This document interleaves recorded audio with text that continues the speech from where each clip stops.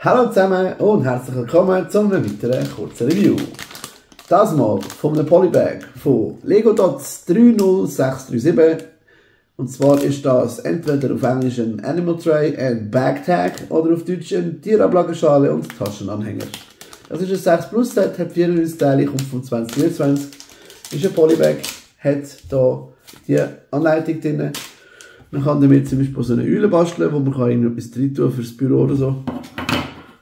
Man hat so einen Schlüsselanhänger oder Taschenanhänger, um die zu beschriften. Es hat extra Teile, ganz viele, dass man etwas anderes gestalten kann. Und das erste Mal gesehen, wie man sagt, den Lego Dots Teile-Trenner.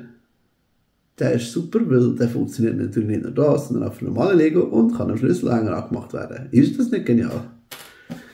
Ich hoffe, euch hat das kleine Review gefallen. Wenn ja, gerne ein Like da von euch für mich, einen Kommentar oder so etwas und vielleicht schaut ihr das nächste Video. Ciao zusammen, bis nächstes Mal.